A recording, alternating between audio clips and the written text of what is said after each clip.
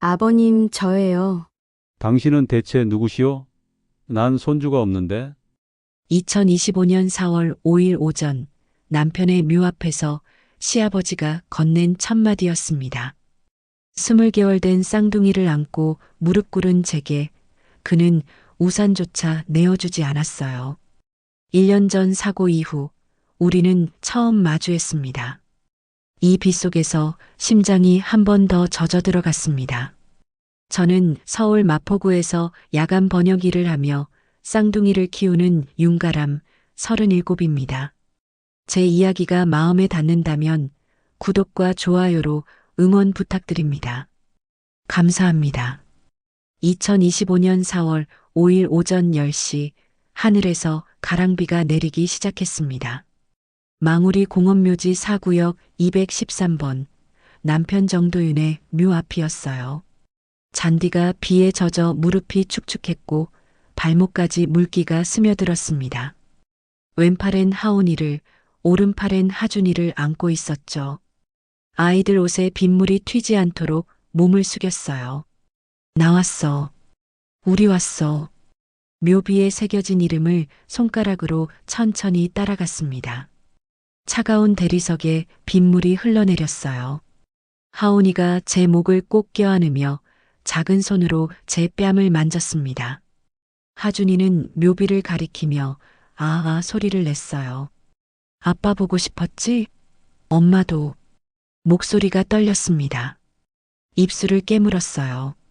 아이들 앞에선 울지 않기로 했으니까요. 하온이 모자에서 빗물이 뚝뚝 떨어졌습니다. 재킷 주머니에서 손수건을 꺼내 아이 얼굴을 닦아주었어요.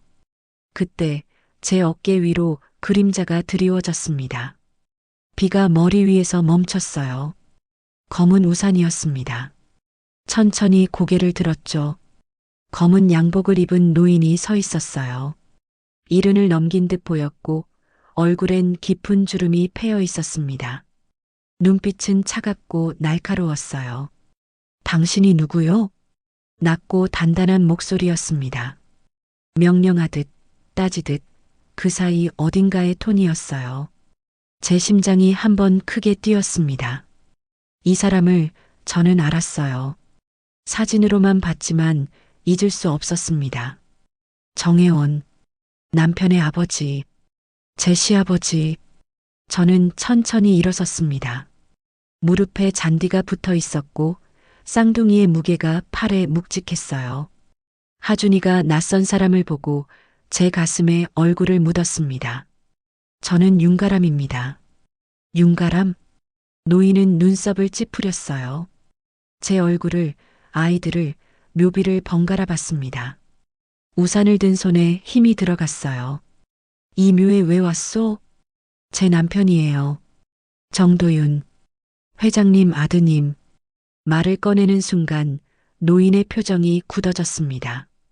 턱선에 힘이 들어갔고 입술이 가늘게 떨렸어요. 우산을 쥔 손등에 핏줄이 붉어졌습니다. 남편이라니. 혼인신고는 했소? 아니요. 하려던 참에 사고가. 그럼 법적으론 남이요. 냉정한 목소리였습니다. 칼날 같았어요. 제 가슴이 철컥 내려앉았습니다. 하온이가 낑낑 소리를 내며 몸을 비틀었어요. 아이가 무거워서가 아니라 이 상황이 무거웠습니다. 하지만 아이들은 회장님 손주입니다. 증명이 돼요? 필요하시다면 DNA 검사하시죠. 목소리를 가다듬었습니다. 떨리지 않으려고 턱에 힘을 주었어요. 노인은 저를 한참 동안 바라봤습니다. 빗물이 우산 끝에서 떨어져 잔디를 적셨어요. 바람이 불어와 제 머리카락이 얼굴에 붙었습니다. 1년 동안 왜 연락하지 않았소? 회장님께서 장례식에 오지 않으셨잖아요. 부고도 받지 않으셨고요. 누가 알렸소? 회사 비서실에 전화했습니다. 3번요. 노인의 얼굴이 미세하게 일그러졌어요. 눈가에 주름이 더 깊어졌습니다. 그는 묘비를 바라봤어요. 오랫동안 말없이 서 있었습니다. 빗소리만 들렸어요. 하준이가 제 어깨 너머로 노인을 가리키며 아 소리를 냈습니다. 하온이도 고개를 들어 그를 봤어요. 아이들은 두려워하지 않았습니다. 그저 신기한 듯 바라볼 뿐이었어요. 노인이 한 걸음 다가왔습니다. 우산이 조금 더 제 머리 위로 왔어요. 그는 하온이를 내려다봤습니다. 시선이 오래 머물렀어요. 닮았소? 네. 도윤이를. 눈썹이 똑같소? 목소리에 처음으로 떨림이 섞였습니다. 아주 짧게 찰나의 순간이었어요. 하지만 저는 들었습니다. 노인은 재빨리 표정을 거두고 다시 차갑게 돌아섰어요. 차에 명함이 있소. 비서에게 연락하시오. 확인이 필요하오. 확인이요? 당신 말이 사실인지 아이들이 정말 내 혈육인지. 그는 우산을 접었습니다. 빗물이 그의 어깨를 적셨어요. 뒤돌아 걸어가는 그의 등이 굽어 보였습니다. 검은 세단이 묘역 입구에서 기다리고 있었어요. 차 문이 열리고 그가 올라탔습니다. 엔진 소리가 멀어졌어요. 저는 다시 무릎을 꿇었습니다. 쌍둥이를 내려놓고 묘비에 이마를 댔어요. 차가운 대리석이 뜨거운 이마를 식혀주었습니다. 도윤아, 이게 맞는 걸까? 내가 왜 이 사람을 만나야 하는 걸까? 하온이가 제 등을 토닥거렸습니다. 작은 손이었어요. 하준이는 묘비에 손을 짚고 일어서려 애쓰고 있었어요. 아이들은 강했습니다. 저보다 훨씬요. 주머니에서 핸드폰이 울렸습니다. 모르는 번호였어요. 받았습니다. 윤가람 씨 맞으십니까? 정혜원 회장님 비서실입니다. 회장님께서 면담을 원하십니다. 심장이 다시 한번 쿵 떨어졌어요. 하온이가 제 얼굴을 들여다보며 고개를 갸우뚱했습니다. 이 전화를 받아야 할까요? 그 전화를 저는 받았습니다. 사흘 뒤 오후 2시, 장소는 회장님이 정하신다는 조건이었어요. 비서는 정중했지만 선택권은 저에게 없었습니다. 통화를 끊고 쌍둥이를 안았어요. 하온이가 제 목에 얼굴을 묻으며 작은 숨을 내쉬었습니다. 2025년 4월 8일 오후 1시 40분, 저는 지하철 3호선 압구정역에 내렸습니다. 유모차를 밀고 계단을 올랐어요. 엘리베이터는 고장났다는 안내판이 붙어 있었습니다. 한 손으론 유모차를 끌고 한 손으론 난간을 잡았어요. 하온이와 하준이가 유모차 안에서 손을 맞잡고 있었습니다. 계단 24개를 오르는 동안 숨이 가빠졌어요. 괜찮아, 조금만 더. 아이들에게 말했는지 제게 말했는지 모르겠습니다. 지상으로 나오자 햇살이 눈부셨어요. 4월의 바람이 따뜻했습니다. 비서실에서 알려준 주소는 청담동의 한 호텔이었어요. 사거리를 건너 5분쯤 걸었습니다. 유모차 바퀴가 인도턱에 걸릴 때마다 손목에 힘을 주었어요. 하준이가 엄마하고 불렀습니다. 처음으로 또렷하게 내뱉은 단어였어요. 그래, 하준아. 엄마 여기 있어. 목이 메었습니다. 눈시울이 뜨거워졌지만 참았어요. 입술을 깨물고 앞만 봤습니다. 호텔 로비는 넓고 조용했어요. 천장이 높았고 대리석 바닥에 제 발소리가 울렸습니다. 유모차 바퀴 소리도 또각또각 반영됐어요. 프런트 직원이 저를 봤습니다. 시선이 유모차에서 제 옷차림으로 옮겨갔어요. 저는 제일 깨끗한 옷을 입었지만 이곳엔 어울리지 않았습니다. 정혜원 회장님을 뵈러 왔습니다. 윤가람입니다. 직원이 전화를 들었어요. 짧게 통화하고 고개를 끄덕였습니다. 1층 라운지 안쪽 프라이빗 룸으로 안내해 드리겠습니다. 복도를 따라 걸었어요. 직원이 앞장섰고 저는 유모차를 밀며 따라갔습니다. 하온이가 천장의 샹들리에를 보고 우아 소리를 냈어요. 하준이는 손가락을 빨며 눈을 껌뻑였습니다. 프라이빗 룸 문 앞에 섰습니다. 직원이 노크했어요. 안에서 들어오시오 하는 목소리가 들렸습니다. 문이 열렸어요. 정혜원 회장이 창가 소파에 앉아 있었습니다. 검은 정장에 넥타이를 맨 모습이었어요. 묘지에서 봤을 때보다 더 위압적이었습니다. 옆엔 40대 중반쯤 되어 보이는 여성이 서 있었어요. 단정한 정장 차림에 손엔 태블릿을 들고 있었습니다. 앉으시오. 회장이 맞은편 소파를 가리켰어요. 저는 유모차를 밀고 들어갔습니다. 문이 닫혔어요. 방 안은 조용했고 공기가 무거웠습니다. 유모차를 세우고 아이들을 안아 올렸어요. 하온이를 왼팔에, 하준이를 오른팔에 안고 소파에 앉았습니다. 아이들이 제 무릎 위에서 움직였어요.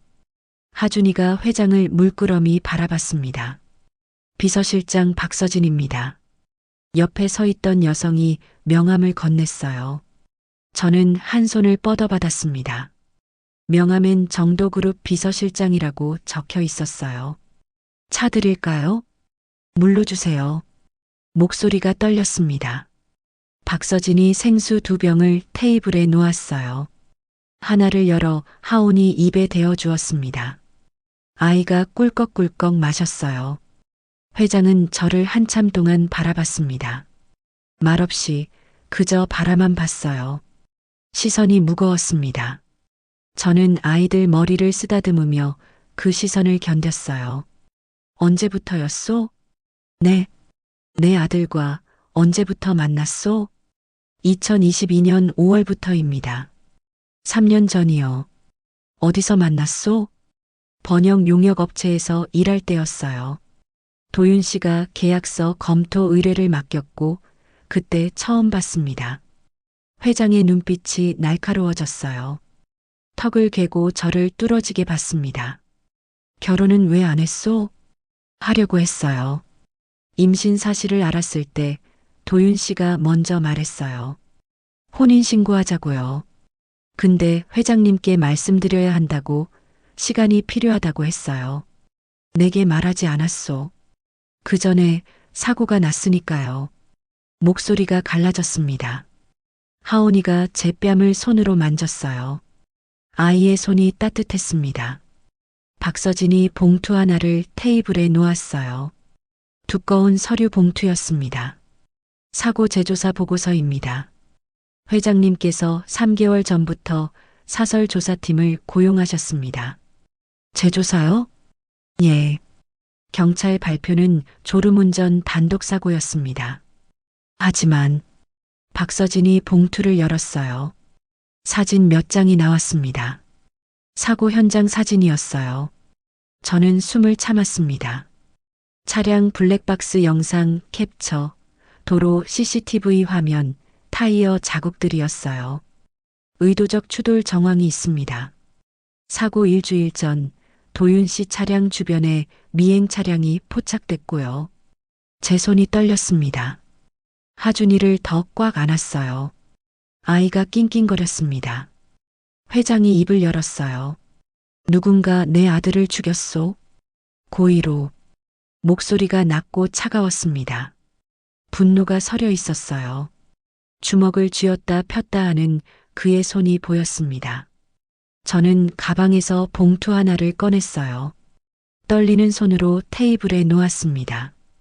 이건 도윤 씨가 남긴 겁니다. 봉투 안엔 혼인신고 확인서와 사진 한 장이 들어 있었어요. 사진은 우리 셋이 함께 찍은 것이었습니다. 제 배가 불러 있었고 도윤 씨가 제 어깨에 손을 얹고 웃고 있었어요. 회장이 사진을 집어들었습니다. 오래, 아주 오래 바라봤어요. 손끝이 미세하게 떨렸습니다. 하온이가 갑자기 사진을 가리키며 소리쳤어요. 아빠. 또렷한 목소리였습니다. 방안이 조용해졌어요.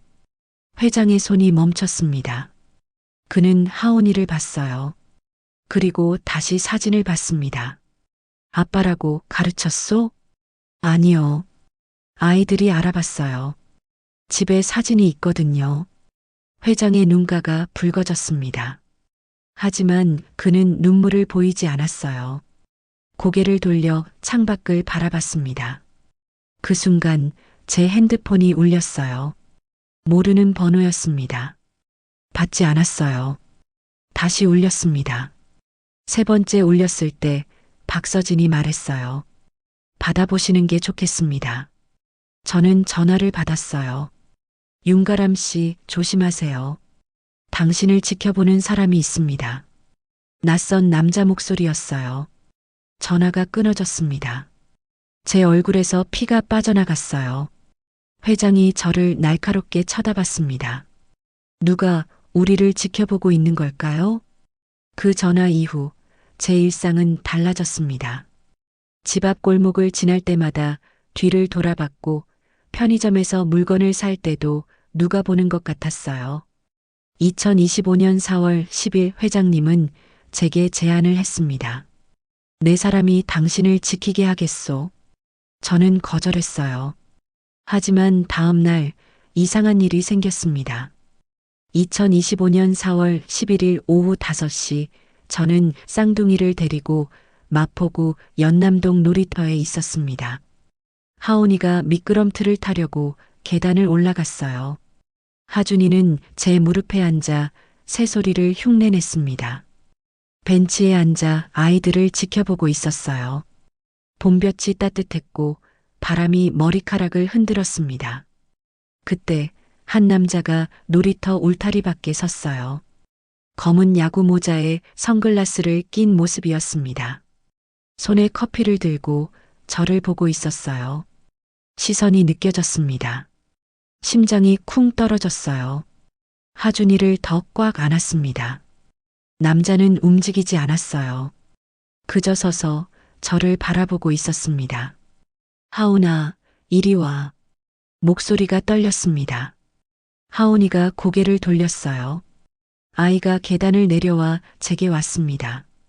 두 아이를 안고 재빨리 유모차 쪽으로 갔어요. 남자가 울타리로 다가왔습니다. 윤가람 씨, 제 이름을 불렀어요. 목소리는 낮고 차분했습니다. 저는 아이들을 유모차에 태우며 대답하지 않았어요. 손이 떨려서 안전벨트를 채우기 어려웠습니다. 회장님께서 보내셨습니다. 제 명함입니다. 남자가 울타리 너머로 명함을 내밀었어요. 저는 받지 않았습니다. 필요 없어요. 전 괜찮습니다. 사모님 위험합니다. 사모님 아니에요. 그냥 윤가람이에요. 유모차를 밀고 놀이터를 나왔어요. 남자가 뒤따라왔습니다. 발소리가 들렸어요. 빨리 걸었습니다. 하온이가 엄마 빨라 하고 말했어요. 골목 모퉁이를 돌았습니다. 집까지 500m, 숨이 가빠졌어요. 뒤를 돌아봤습니다. 남자는 멀찍이 서서 저를 보고 있었어요. 따라오지는 않았습니다. 집 현관문을 열고 들어갔어요. 문을 잠그고 등을 기대었습니다. 심장이 미친 듯이 뛰었어요. 하준이가 제 얼굴을 보고 울음을 터뜨렸습니다. 괜찮아, 괜찮아. 엄마가 있어. 아이를 안고 거실로 갔어요. 소파에 앉아 아이들을 달랬습니다. 하온이가 제 뺨을 만지며 엄마 울어? 하고 물었어요. 저는 웃으려 애썼습니다. 안 울어. 엄마 안 울어. 하지만 눈물이 흘러내렸어요. 손등으로 닦았습니다. 아이들 앞에서 울지 않기로 했는데 또 어겼어요. 핸드폰이 울렸습니다. 정혜원 회장이었어요. 받지 않았습니다. 다시 울렸어요. 세 번째 울렸을 때 받았습니다. 왜 내 사람을 피하시오? 전 혼자 괜찮아요. 혼자 괜찮은 게 아니오. 당신 뒤를 쫓는 자가 또 있소. 뭐라고요? 비서실에서 확인했소. 당신 집 앞에 이틀 전부터 수상한 차량이 주차돼 있소. 번호판 조회 결과 렌터카요. 명의는 허위였소. 숨이 막혔습니다. 창문으로 다가가 커튼을 살짝 열었어요. 골목 건너편에 회색 세단이 주차돼 있었습니다. 운전석에 사람이 앉아 있었어요. 지금 보이요? 네. 내 사람을 받아들이시오. 안 그러면 당신과 아이들이 위험하오. 전화가 끊어졌어요. 저는 커튼을 닫았습니다. 손이 떨렸어요. 하온이가 제 다리를 붙잡고 일어섰습니다. 엄마 밥. 응, 밥 줄게. 부엌으로 갔어요. 냉장고를 열고 반찬을 꺼냈습니다. 밥을 데우는 동안 핸드폰을 다시 봤어요. 박서진에게서 문자가 왔습니다. 내일 오전 10시 회장님 댁으로 오십시오. 중요한 증거가 나왔습니다. 손가락이 떨려서 답장을 보내기 어려웠어요. 3번 만에 알겠습니다를 쳤습니다. 밥을 먹이면서 창밖을 계속 봤어요. 회색 세단은 여전히 그 자리에 있었습니다. 운전석 사람은 움직이지 않았어요. 밤이 됐습니다. 아이들을 재우고 저는 거실 소파에 앉아 있었어요. 불을 끄고 커튼 틈으로 골목을 봤습니다. 회색 세단의 실내등이 켜졌어요. 얼굴은 보이지 않았습니다. 새벽 2시 차가 떠났어요. 엔진 소리가 멀어졌습니다. 저는 그제야 숨을 쉬었어요. 하지만 안심할 수 없었어요. 내일 회장님 댁에서 무슨 증거를 보게 될까요? 2025년 4월 12일 오전 9시 30분, 저는 성북동 회장님 댁 앞에 섰습니다. 대문이 높았고 담장 너머로 기와지붕이 보였어요. 초인종을 누르자 박서진 실장이 나왔습니다. 어서 오세요. 그녀가 대문을 열어주었어요. 정원을 지나 안채로 들어갔습니다. 마루에서 신발을 벗었어요. 하온이와 하준이가 낯선 집을 두리번거렸습니다. 거실은 넓고 조용했어요. 한옥 구조였고 창문 너머로 정원의 소나무가 보였습니다. 회장님이 테이블 앞에 앉아 계셨어요. 검은 한복 차림이었습니다. 앉으시오.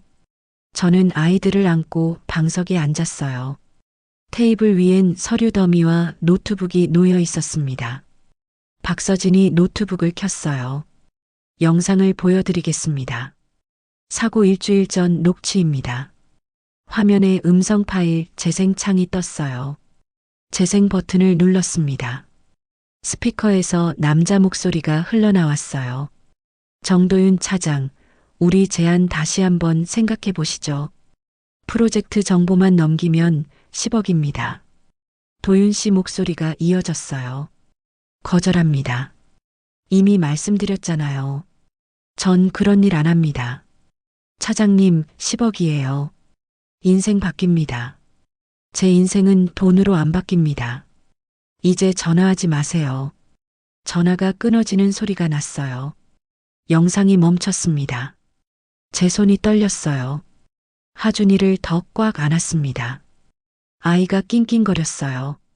이게 뭔가요? 경쟁사의 매수 시도였습니다. 도윤 씨가 거절했고 일주일 후 사고가 났어요. 박서진이 서류를 한 장 넘겼습니다. 통화 기록과 계좌 추적 자료였어요. 발신자는 오기현 K텍 부사장입니다. 사고 이틀 전 오기현의 계좌에서 5천만 원이 인출됐고 추적 결과 사설 용역업체로 송금됐습니다. 용역업체요? 예. 불법 미행과 협박을 전문으로 하는 곳입니다. 경찰에 제보할 수 있습니다. 회장님이 입을 열었어요. 하지만 증거가 약하오. 직접적 연결고리가 없소. 변호사를 동원하면 빠져나갈 수 있소. 그럼 어떻게 하시려고요? 내 방식으로 하겠소. 목소리가 차갑고 단단했습니다. 회장님은 주먹을 쥐었다 폈다 했어요. 턱선에 힘이 들어갔습니다. 저는 가방에서 봉투를 꺼냈어요. 떨리는 손으로 테이블에 놓았습니다. 이것도 봐주세요. 봉투 안엔 편지 한 장이 들어 있었어요. 도윤 씨 필체였습니다. 회장님이 편지를 집어들었어요. 아버지를 탓하지 마. 아버지는 사랑하는 법을 배우지 못했을 뿐이야. 나는 가람이와 아이들에게 그 사랑을 배웠어. 부디 너무 늦기 전에 아버지도 배우시길. 우리 아이들을 사랑해 주세요. 회장님의 손이 떨렸어요. 편지를 내려놓고 창밖을 바라봤습니다. 어깨가 미세하게 떨렸어요. 하지만 돌아보지 않았습니다. 도윤이는 나를 용서했소? 모르겠어요. 하지만 아이들에겐 할아버지가 필요하다고 했어요. 할아버지라. 그는 고개를 숙였어요. 오랫동안 말이 없었습니다. 하온이가 제 무릎에서 내려와 회장님 쪽으로 걸어갔어요. 아이는 비틀비틀 걸었고 회장님 무릎 앞에 섰습니다. 할아버지, 또렷한 목소리였어요. 회장님이 얼어붙었습니다. 하온이가 손을 뻗어 회장님 손을 만졌어요. 작은 손이 큰 손을 감쌌습니다. 회장님의 눈에서 눈물이 흘러내렸어요. 그는 손을 들어 하온이 머리를 쓰다듬었습니다. 손이 떨렸어요. 할아버지가 늦었구나. 목소리가 갈라졌습니다. 하온이가 웃으며 회장님 무릎에 기어 올랐어요. 회장님은 아이를 안았습니다. 하준이도 제 무릎에서 내려와 회장님에게 갔어요. 두 아이가 회장님 무릎에 앉았어요. 회장님은 아이들을 안고 오래 울었습니다. 소리 없이 어깨만 떨리며 울었어요. 저는 그 모습을 지켜봤습니다. 가슴이 먹먹했어요. 이 사람도 아픈 사람이었구나. 사랑하는 법을 몰랐던 사람. 박서진이 제 옆에 앉았어요. 낮은 목소리로 말했습니다. 회장님은 도윤 씨와 20년 넘게 제대로 대화하지 못하셨어요. 일만 하셨죠. 돈만 주셨고요. 후회하고 계십니다. 이젠 늦었잖아요. 그래도 손주들은 남았잖아요. 박서진이 미소 지었어요. 저도 따라 웃으려 했지만 눈물이 났습니다. 회장님이 아이들을 내려놓고 저를 봤어요. 눈이 빨갛게 충혈돼 있었습니다. 가람 씨, 나와 거래하시오. 거래요? 당신과 아이들의 안전을 내가 책임지겠소. 대신 조건이 있소. 심장이 쿵 내려앉았어요. 어떤 조건을 이 사람은 제게 원하는 걸까요? 조건이요? 저는 떨리는 목소리로 물었습니다.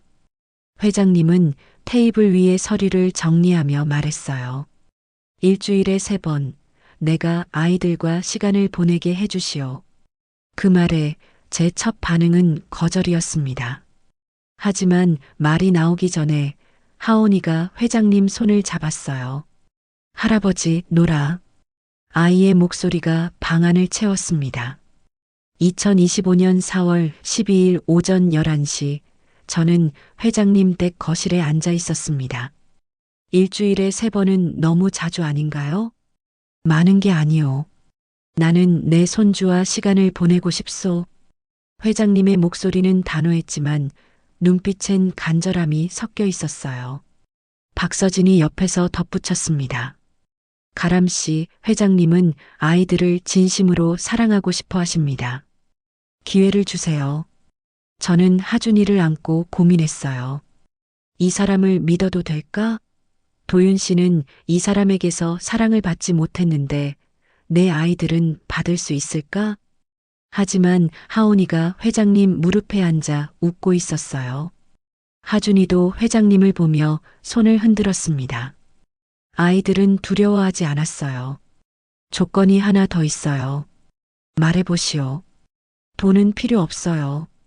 대신 아이들과 보내는 시간을 제가 함께 하겠어요. 회장님 혼자 아이들을 데리고 가는 건 안 돼요.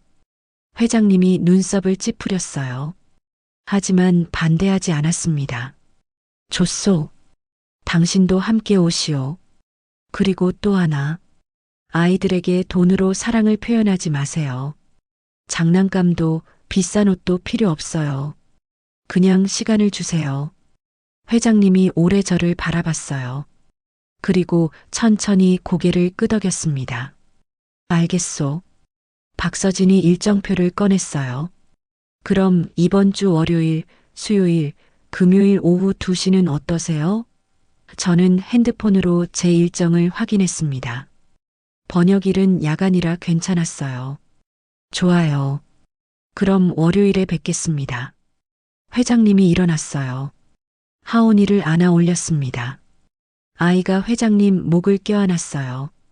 회장님은 아이를 꼭 안고 눈을 감았습니다. 집으로 돌아오는 길 유모차를 밀며 생각했어요. 이게 맞는 선택일까? 하지만 아이들의 웃는 얼굴이 떠올랐습니다. 그리고 도윤 씨의 편지. 아버지도 사랑을 배우시길. 2025년 4월 15일 월요일 오후 2시 저는 아이들을 데리고 다시 회장님 댁을 찾았습니다. 회장님이 정원에서 기다리고 있었어요. 평상복 차림이었습니다. 처음 보는 모습이었어요. 왔소? 네. 오늘은 정원을 산책하려고 하오. 아이들이 좋아할 것 같아서. 하온이와 하준이를 유모차에서 내렸어요. 아이들이 잔디 위를 비틀비틀 걸었습니다. 회장님이 하온이 손을 잡았어요. 저는 하준이를 안고 따라갔습니다. 정원은 넓고 아름다웠어요. 소나무, 단풍나무, 작은 연못이 있었습니다. 하온이가 연못 가장자리에 앉아 물을 손으로 만졌어요. 회장님이 옆에 무릎을 꿇고 함께 봤습니다. 물고기가 있단다. 물고기? 응, 물고기. 저기 봐. 빨간 물고기. 하온이가 손가락으로 가리키며 웃었어요. 회장님도 웃었습니다. 주름진 얼굴에 미소가 번졌어요. 처음 보는 표정이었습니다. 저는 조금 떨어진 곳에 앉아 그 모습을 봤어요. 하준이가 제 무릎에 앉아 나뭇잎을 만지작거렸습니다. 도윤 씨, 보고 있어요? 아버지가 웃고 있어요. 속으로 말했어요. 바람이 불어와 머리카락을 흔들었습니다. 1시간쯤 지났을까요?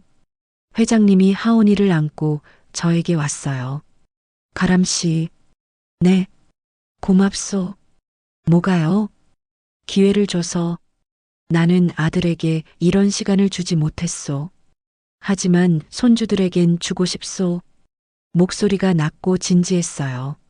저는 고개를 끄덕였습니다. 아이들이 좋아해요. 그걸로 충분해요. 그날 저녁 집으로 돌아와 아이들을 재웠어요. 하온이가 잠들기 전에 말했습니다. 엄마, 할아버지 좋아. 그래, 할아버지가 좋구나. 응, 물고기 봤어. 아이가 웃으며 눈을 감았어요. 저는 아이 이마에 입을 맞췄습니다. 핸드폰이 울렸어요. 박서진이었습니다. 가람 씨, 급한 일이 생겼습니다. 내일 오전 회장님 댁으로 와주세요. 오기현이 움직이기 시작했습니다. 심장이 쿵 내려앉았어요. 무슨 일이 벌어지고 있는 걸까요? 2025년 4월 16일 오전 9시 저는 다시 회장님 댁에 있었습니다. 박서진이 노트북을 열어 보여줬어요. 어젯밤 자정 오기현 부사장이 사설 탐정을 고용했습니다. 대상은 가람 씨와 아이들입니다. 화면엔 계약서와 송금 내역이 떠 있었어요. 제 이름이 적혀 있었습니다. 손이 차갑게 식었어요. 왜 저를요? 입막음입니다. 사고 재조사 소식을 들은 것 같습니다. 박서진이 또 다른 파일을 열었어요. 녹취록이었습니다. 윤가람을 조용히 시켜. 돈을 줘도 좋고 협박해도 좋아. 아무튼 경찰에 가지 못하게 해. 오기현의 목소리였어요. 제 등줄기로 식은땀이 흘러내렸습니다.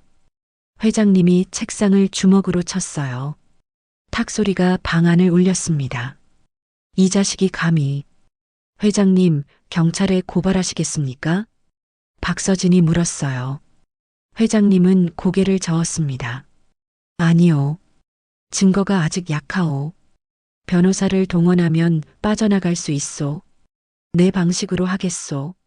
어떻게 하실 건가요? 제가 물었어요. 회장님이 저를 봤습니다. 조건을 제시하겠소.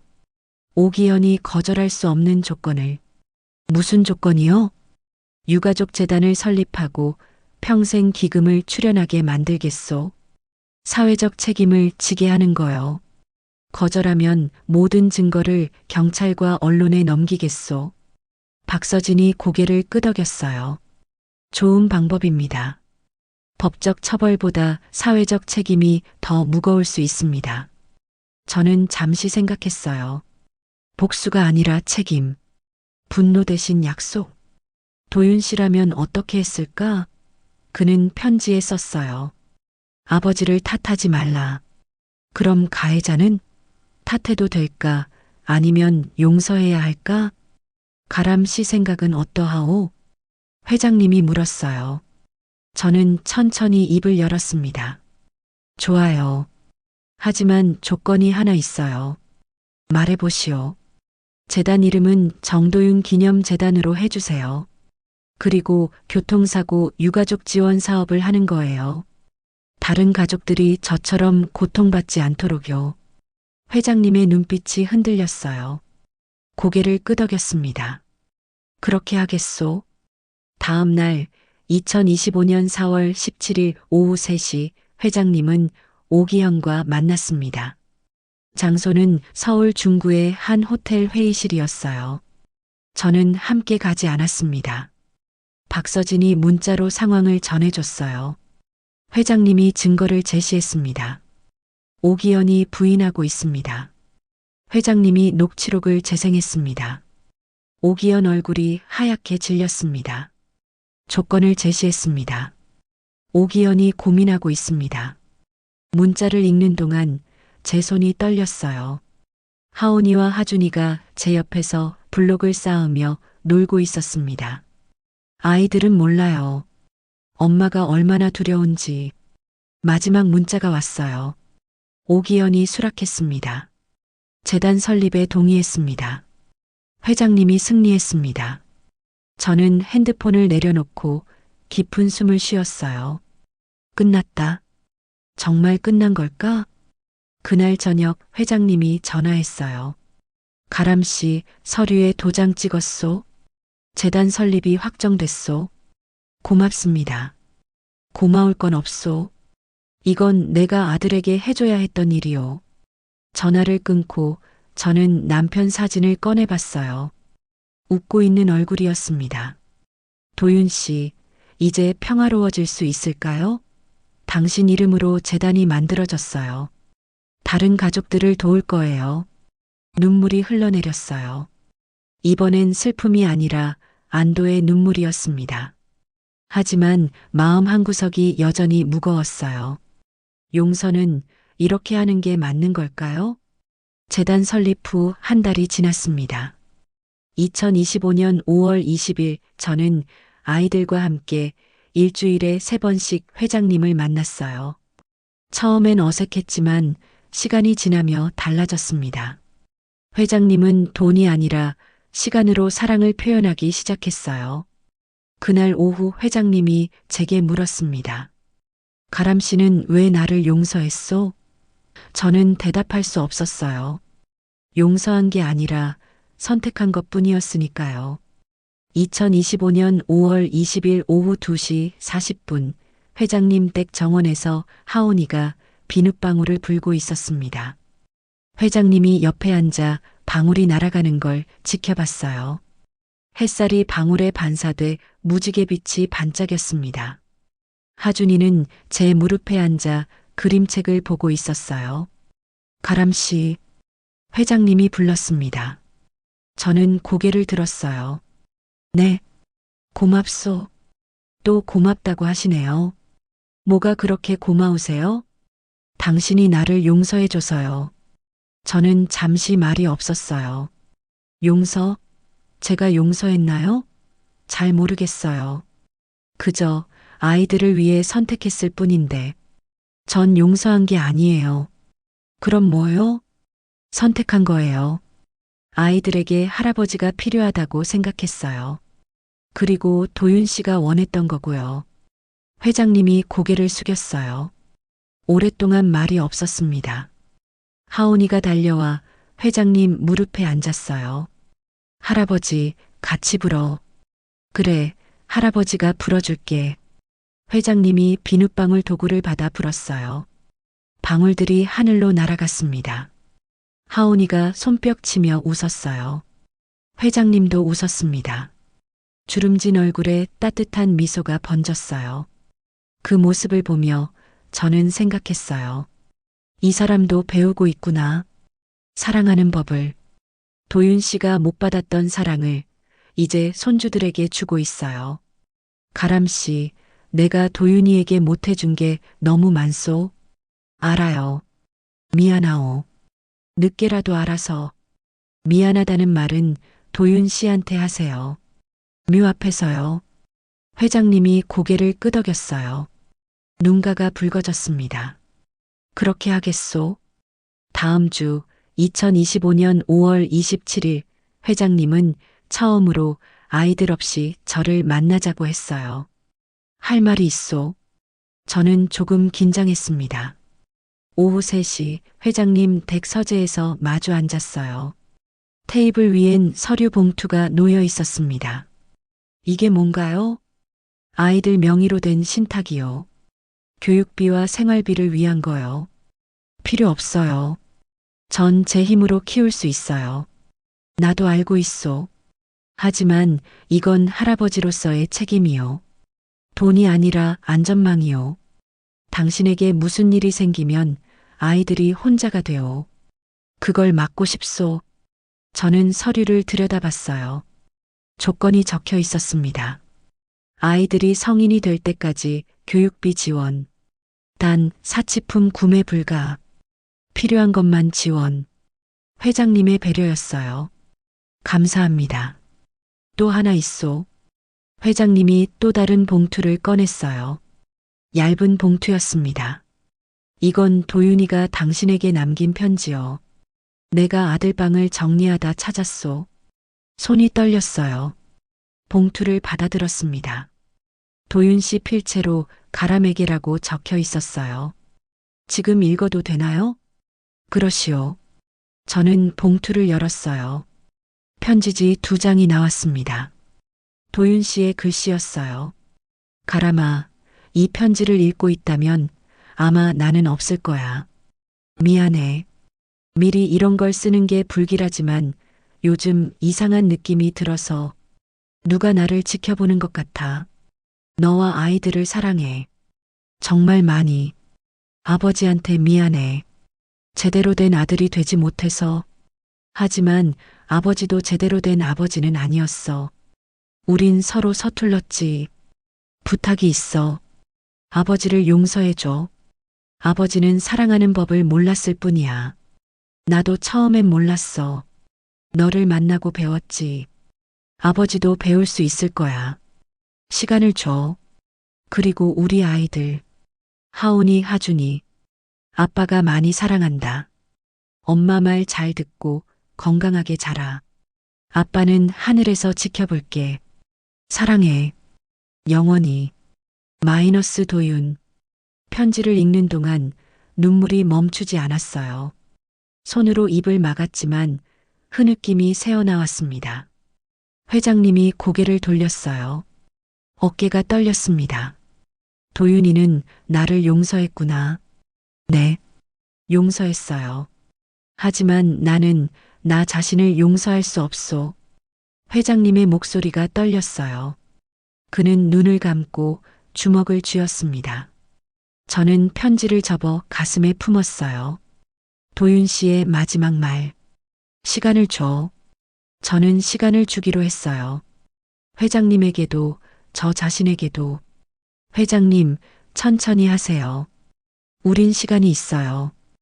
회장님이 고개를 끄덕였어요. 하지만 우리에게 정말 시간이 있을까요? 편지를 읽고 일주일 후 저는 매일 밤 도윤 씨를 꿈꿨어요. 꿈속에서 그는 웃고 있었습니다. 잘하고 있어. 그가 말했어요. 깨어나면 베개가 눈물로 젖어 있었습니다. 2025년 6월 3일 회장님이 제게 제안했어요. 내 사람이 당신을 도와주게 하겠소. 육아도 일도. 저는 고민했습니다. 독립과 도움 사이에서요. 2025년 6월 3일 오후 4시 회장님 댁 거실에서 박서진이 서류를 펼쳤어요. 가람 씨, 회장님께서 제안이 있으십니다. 무슨 제안이요? 육아 도우미와 번역일 지원입니다. 회장님께서 비용을 부담하시겠답니다. 저는 고개를 저었어요. 필요 없어요. 전 혼자서도 괜찮아요. 회장님이 입을 열었어요. 가람 씨, 이건 자존심 문제가 아니요. 당신이 쓰러지면 아이들은 어떻게 되겠소? 안 쓰러져요. 이미 쓰러지고 있소. 어젯밤 당신 집 앞을 지나가던 이웃이 전화했소. 당신이 계단에서 비틀거리더라고요. 아이 둘을 안고 제 얼굴이 화끈거렸어요.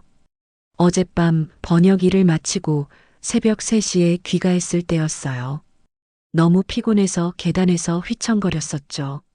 누가 봤다니 부끄러웠습니다. 그건 그냥 피곤한 게 문제요. 당신은 하루 4시간도 못 자고 있소. 그러다 정말 쓰러지면 아이들은 누가 돌보겠소? 목소리가 높아졌어요. 회장님은 화가 난 게 아니었습니다. 걱정하고 있었어요. 저는 한숨을 쉬었어요. 손으로 얼굴을 감쪽습니다. 알아요. 제가 무리하고 있다는 거. 하지만 전 혼자 할 수 있어요. 도움받으면 빚진 것 같아서 싫어요. 이건 빚이 아니오. 할아버지가 손주를 돕는 거요. 박서진이 조용히 말했어요. 가람 씨, 도움을 받는 게 나약함이 아니에요. 오히려 용기죠. 아이들을 위해서라도 받아들이세요. 저는 오랫동안 침묵했어요. 하온이와 하준이가 제 무릎에 기어 올라왔습니다. 두 아이의 무게가 묵직했어요. 조건이 있어요. 말해보시오. 육아 도우미는 제가 선택할게요. 그리고 비용은 나중에 제가 갚을게요. 갚을 필요 없소? 아니요.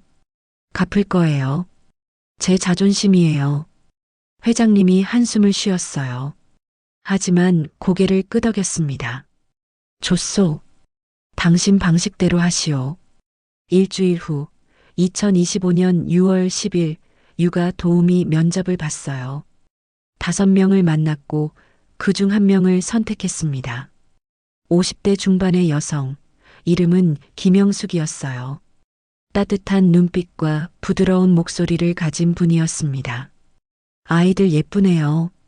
제가 잘 돌볼게요. 김영숙 씨가 하온이를 안아 올렸어요. 하온이가 낯을 가리지 않고 웃었습니다. 하준이도 김영숙 씨에게 손을 뻗었어요. 아이들이 좋아하네요. 박서진이 말했어요. 저도 미소 지었습니다. 그런 것 같아요. 김영숙 씨가 일주일에 5번, 오전 9시부터 오후 3시까지 와주기로 했어요. 그 시간 동안 저는 번역 일에 집중할 수 있었습니다. 밤에 일하지 않아도 됐어요. 수면 시간이 늘어났습니다. 한 달이 지났어요. 2025년 7월 5일 저는 회장님 댁을 방문했습니다. 회장님이 정원에서 하온이와 하준이에게 그림책을 읽어주고 있었어요. 옛날에 한 할아버지가 살았단다. 할아버지는 손주를 너무 사랑했어. 하온이가 책을 가리키며 물었어요. 할아버지, 그래, 우리 같은 할아버지와 손주. 회장님이 아이를 안아 올렸어요. 하온이가 회장님 뺨에 뽀뽀했습니다. 회장님의 눈에 눈물이 맺혔어요. 저는 그 모습을 보며 생각했어요. 이 사람이 변하고 있어요. 돈이 아니라 시간으로, 명령이 아니라 사랑으로. 도윤 씨가 원했던 모습으로. 회장님, 네, 고마워요. 도윤 씨 대신 말할게요. 아버지, 고마워요. 회장님이 고개를 숙였어요. 어깨가 떨렸습니다. 오랫동안 울었어요. 소리 없이 조용히. 저도 눈물이 났어요. 하준이를 안고 함께 울었습니다. 우리는 각자의 방식으로 도윤 씨를 보내고 있었어요. 하지만 정말 다 보낸 걸까요? 2025년 9월 1일 하온이와 하준이가 어린이집에 들어갔어요. 처음엔 울었지만 일주일 만에 적응했습니다. 아이들은 강했어요. 저보다 훨씬요. 그날 회장님이 어린이집 하원 시간에 함께 가자고 했어요. 할아버지가 데리러 가고 싶소. 저는 고개를 끄덕였습니다. 처음으로 우리는 함께 아이들을 데리러 갔어요. 2025년 9월 1일 오후 3시 30분 연남동 햇살 어린이집 앞에 회장님과 제가 섰습니다. 회장님은 평상복 차림이었어요. 검은 양복이 아니라 편한 바지에 셔츠였습니다. 처음 보는 모습이었어요. 아이들이 좋아할까요? 좋아할 거예요. 어린이집 문이 열렸어요. 아이들이 선생님 손을 잡고 나왔습니다. 하온이가 저를 보고 달려왔어요. 엄마. 응, 엄마 왔어. 하온이를 안아 올렸어요. 하준이도 제게 왔습니다. 그리고 회장님을 봤어요. 할아버지. 하준이가 또렷하게 불렀어요. 처음으로 할아버지라고 똑똑히 말한 순간이었습니다. 회장님이 얼어붙었어요. 눈이 커졌고 입술이 떨렸습니다. 할아버지라고 불렀구나. 목소리가 갈라졌어요. 회장님이 무릎을 꿇고 하준이를 안았습니다. 아이가 회장님 목을 껴안았어요. 회장님은 울지 않기로 약속하고 웃었습니다. 선생님이 다가왔어요. 하온이, 하준이 할아버지세요? 네, 외할아버지가 아니라 친할아버지예요. 제가 대답했어요. 선생님이 미소 지었습니다. 아이들이 할아버지 이야기 많이 했어요. 할아버지 물고기 있어 하면서요. 회장님이 웃었어요. 주름진 얼굴에 따뜻한 미소가 번졌습니다. 우리는 함께 집으로 돌아왔어요. 회장님이 운전사에게 쉬라고 하고 직접 운전했습니다. 저와 아이들은 뒷좌석에 앉았어요. 할아버지, 운전해? 하온이가 물었어요. 응, 할아버지가 운전해. 우리 손주들 데려다 주려고. 할아버지 멋있어. 고마워, 하온아. 신호등에 멈췄을 때 회장님이 백미러로 저를 봤어요. 가람씨, 이런 날이 올 줄 몰랐소. 저도요. 고맙소. 이런 시간을 줘서. 고맙다는 말, 이제 그만하세요. 할아버지와 손주니까 당연한 거예요. 회장님이 웃었어요. 신호가 바뀌고 차가 다시 움직였습니다. 집 앞에 도착했어요. 회장님이 아이들을 안아내렸습니다. 현관문을 열고 들어갔어요. 김영숙 씨가 저녁을 준비하고 있었습니다. 어머, 회장님도 오셨네요. 오늘은 제가 손주들 데리러 갔어요. 손주들이 좋아했겠어요. 김영숙 씨가 웃으며 말했어요. 회장님도 웃었습니다. 저녁을 함께 먹었어요. 김치찌개와 밥이었습니다. 회장님이 숟가락을 들었어요. 맛있네요. 김영숙 씨가 잘 만드셔요. 하온이가 회장님 옆에 앉아 밥을 먹었어요. 하준이는 제 무릎에 앉았습니다. 작은 식탁이었지만 가득 찼어요. 가람씨. 네. 이런 게 가족이구나. 회장님이 조용히 말했어요. 눈빛이 부드러웠습니다. 네, 이게 가족이에요. 저도 웃었어요. 눈물이 날 것 같았지만 참았습니다. 저녁을 먹고 회장님은 아이들에게 그림책을 읽어줬어요. 소파에 앉아 하온이와 하준이를 무릎에 앉혔습니다. 옛날에 할아버지가 있었어요. 할아버지는 사랑을 몰랐어요. 하지만 손주들이 가르쳐 줬어요. 하온이가 고개를 들어 회장님을 봤어요. 할아버지, 사랑 알아? 응, 이제 알아. 하온이가 가르쳐 줬어. 하온이가 웃으며 회장님 뺨에 뽀뽀했어요. 회장님이 아이를 꼭 안았습니다. 저는 그 모습을 사진으로 찍었어요. 나중에 아이들에게 보여주려고요. 너희 할아버지는 너희를 이렇게 사랑했단다. 밤이 깊었어요. 회장님이 일어났습니다. 이제 가야겠소. 조심히 들어가세요. 내일 또 올게요. 네. 회장님이 현관문을 나섰어요.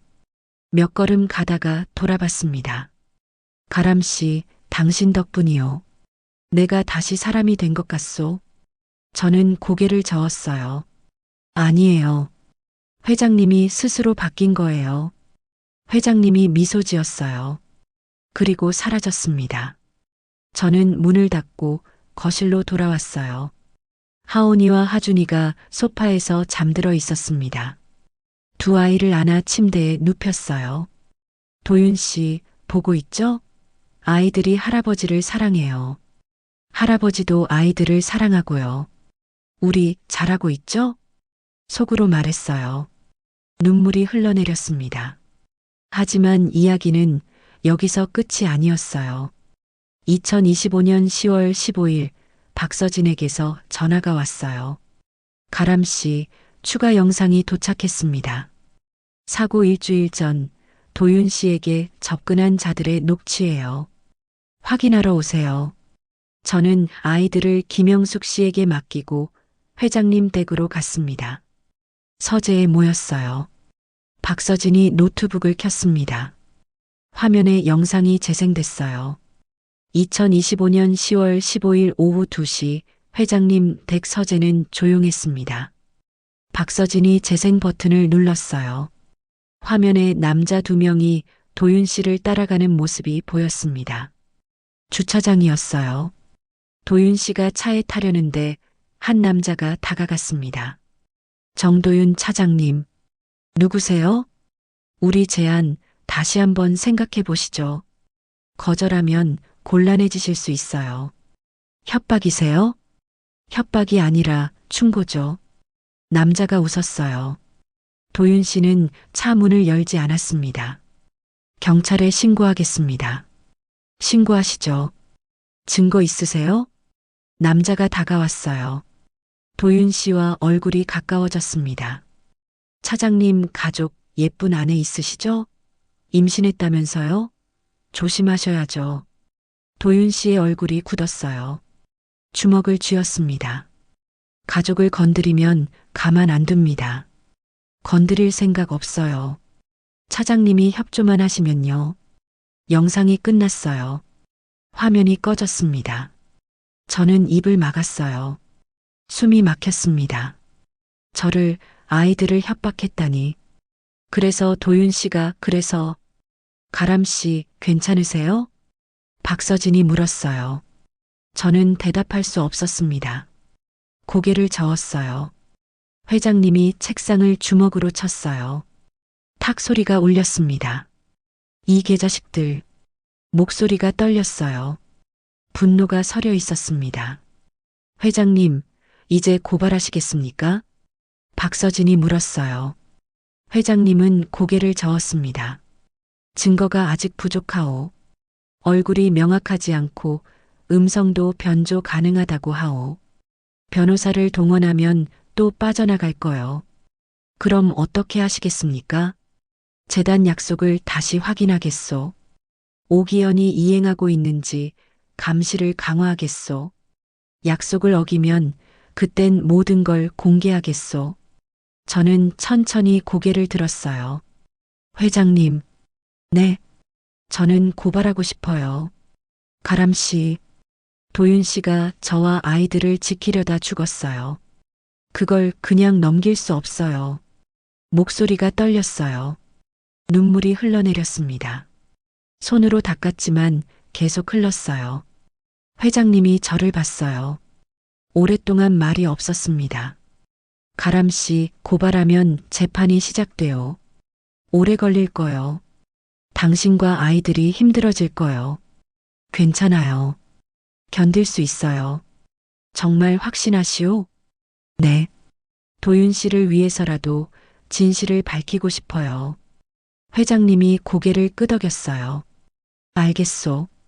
내가 최고의 변호사를 구하겠소. 함께 싸우시다. 박서진이 서류를 정리했어요. 내일부터 준비하겠습니다. 경찰 신고와 고소장 작성을 시작하겠습니다. 저는 고개를 끄덕였어요. 손이 떨렸지만 결심은 확고했습니다.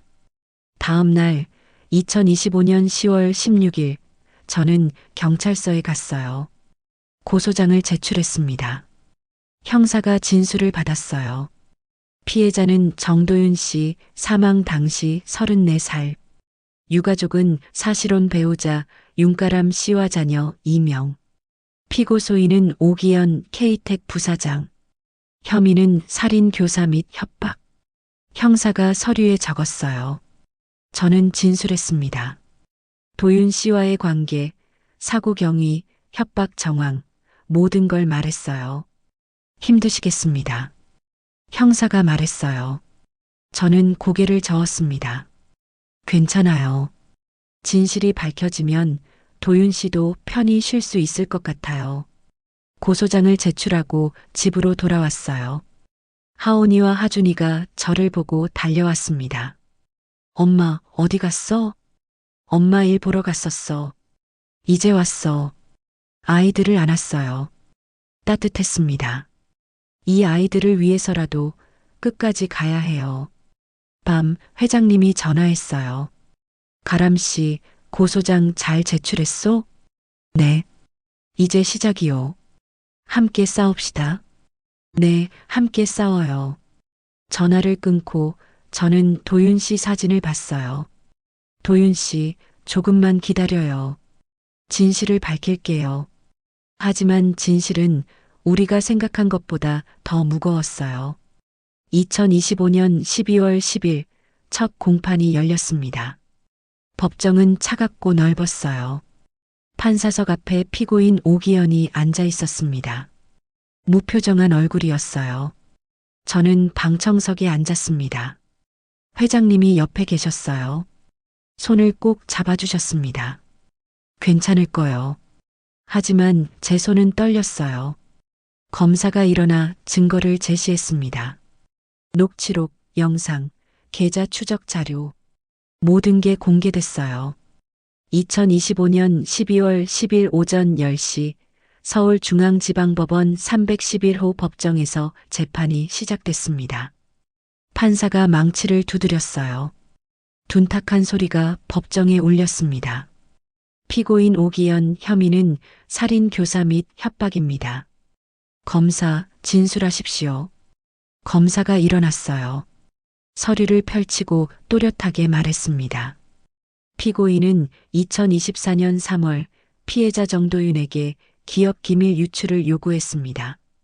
피해자가 거절하자 협박과 미행을 지시했고 결국 사고를 유도해 피해자를 사망에 이르게 했습니다. 오기현의 변호사가 일어났어요. 이에 있습니다.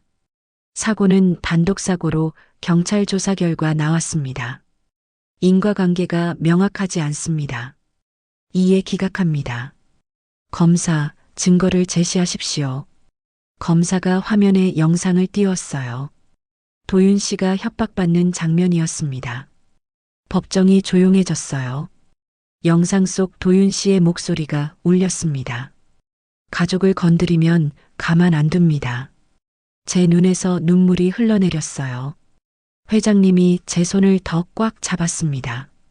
영상이 끝났어요. 검사가 다시 말했습니다. 피고인은 사설 용역업체에 5천만 원을 송금했습니다. 해당 업체는 불법 미행과 협박을 전문으로 합니다. 사고 이틀 전 피해자 차량을 미행한 정황이 확인됐습니다. 오기현이 고개를 숙였어요. 표정은 여전히 무표정이었습니다.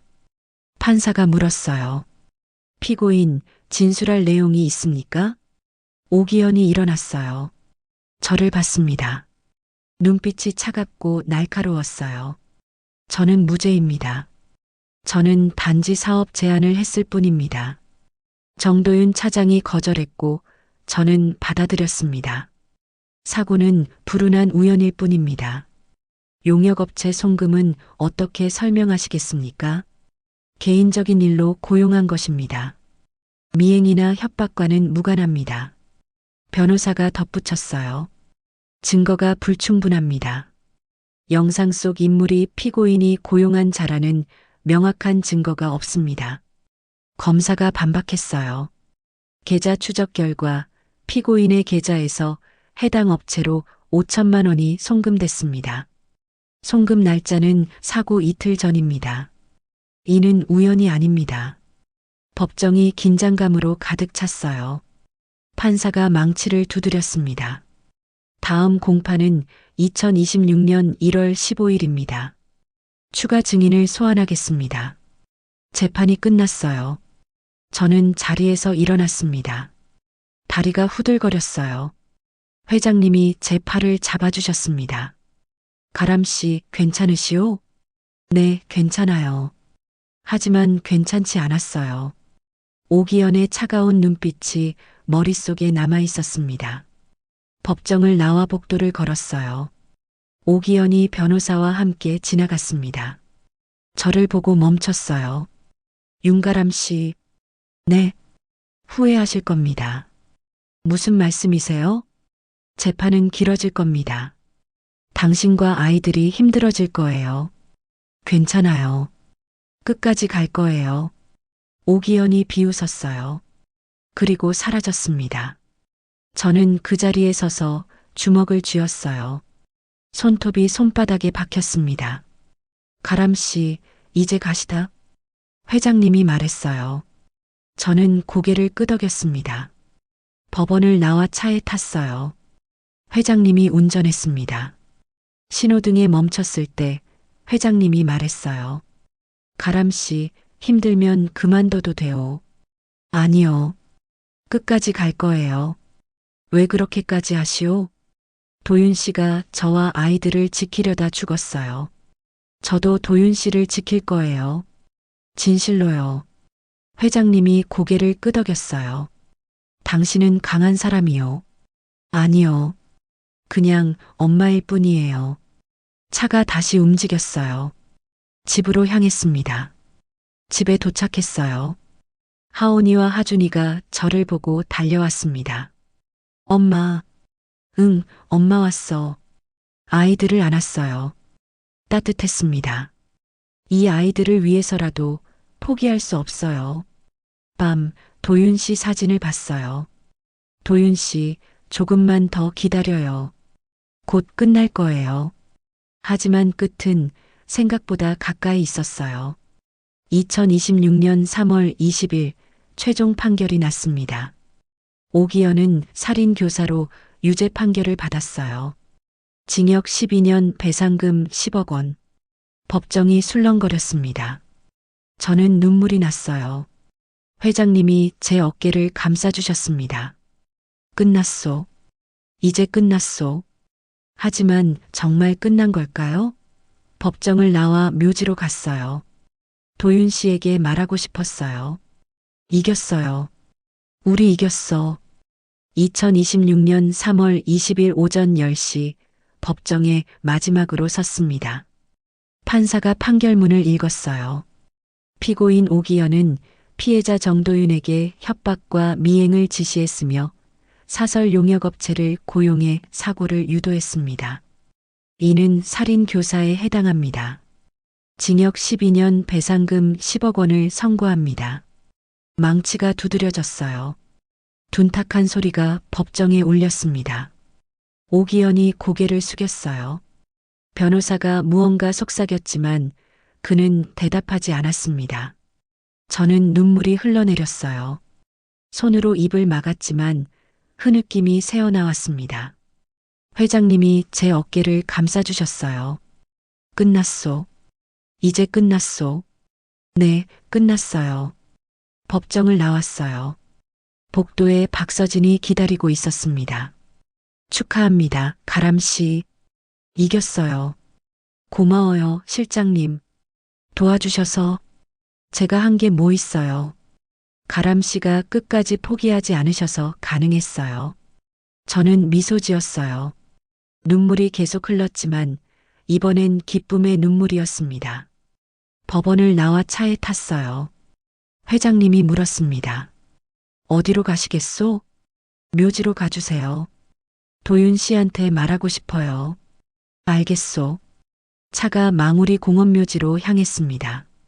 하늘은 맑았어요. 봄볕이 따뜻했습니다. 묘지에 도착했어요.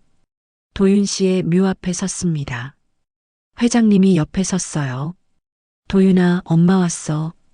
회장님이 무릎을 꿇고 말했어요. 목소리가 떨렸습니다. 아버지가 늦게 왔구나. 미안하다. 너를 제대로 사랑하지 못해서. 하지만 이제는 알겠다. 사랑은 시간이고 함께하는 거였어. 너의 아내와 아이들이 가르쳐줬다. 회장님이 묘비에 이마를 댔어요. 어깨가 떨렸습니다. 저도 무릎을 꿇었어요. 도윤 씨, 우리 이겼어요. 진실을 밝혔어요. 이제 편히 쉬세요. 아이들은 제가 잘 키울게요. 회장님도 함께 키우실 거예요. 할아버지가 많이 바뀌셨어요. 사랑하는 법을 배우셨어요. 눈물이 멈추지 않았어요. 손으로 묘비를 쓰다듬었습니다. 차가운 대리석이 손끝에 닿았어요. 사랑해요, 도윤 씨. 평생 사랑할게요. 회장님이 제 손을 잡았어요. 우리는 함께 울었습니다. 오랫동안 소리 없이 시간이 흘렀어요. 해가 서쪽으로 기울기 시작했습니다. 이제 가시다. 아이들이 기다릴 거요. 회장님이 말했어요. 저는 고개를 끄덕였습니다. 일어나 묘비에 마지막으로 손을 댔어요. 다음에 또 올게요. 아이들 데리고요. 차에 탔어요. 집으로 돌아가는 길 창밖을 봤습니다. 벚꽃이 피기 시작했어요. 봄이 왔습니다. 집에 도착했어요. 하온이와 하준이가 김영숙 씨와 놀고 있었습니다. 아이들이 저를 보고 달려왔어요. 엄마. 응, 엄마 왔어. 아이들을 안았어요. 회장님도 아이들을 안아 올렸습니다. 할아버지, 어디 갔어? 할아버지랑 엄마랑 아빠 만나러 갔었어. 아빠? 응, 아빠. 아빠가 하늘에서 보고 계셔. 하온이가 하늘을 올려다봤어요. 아빠, 보여? 보여. 우리 하온이, 하준이 보고 있어. 하온이가 손을 흔들었어요. 하준이도 따라 흔들었습니다. 저는 아이들을 보며 웃었어요. 회장님도 웃었습니다. 우리는 함께 거실로 들어갔어요. 저녁을 먹고 아이들을 재웠어요. 회장님이 그림책을 읽어주셨습니다. 옛날에 할아버지와 손주들이 살았어요. 할아버지는 사랑을 배웠고 손주들은 행복했어요. 그들은 영원히 함께 살았답니다. 하온이가 잠들기 전에 말했어요. 할아버지 사랑해. 할아버지도 사랑해. 우리 하온이. 아이들이 잠들었어요. 회장님이 일어났습니다. 이제 가야겠소. 오늘은 여기서 주무세요. 늦었어요. 그럴까요? 네, 여기가 할아버지 집이기도 해요. 회장님이 웃었어요. 객실에 들어가셨습니다. 저는 거실에 앉아 창밖을 봤어요. 별이 떠 있었습니다. 도윤 씨도 저 별 중 하나가 됐을까요? 도윤 씨, 우리 잘 살고 있어요. 늦게 배웠지만 평생 잊지 않을게요. 사랑은 보여주는 거라는 걸요. 눈을 감았어요. 따뜻한 바람이 불어왔습니다. 우리는 늦게 배웠지만 이제는 알아요. 사랑은 돈이 아니라 시간이고 명령이 아니라 함께하는 거예요. 그리고 우리에겐 아직 시간이 남아 있어요. 여기까지가 제 이야기였습니다. 끝까지 들어주셔서 고맙습니다. 구독과 좋아요는 큰 힘이 됩니다. 그리고 댓글로 여러분의 이야기도 들려주세요. 어디에서 듣고 계신지도 알려주세요. 감사합니다.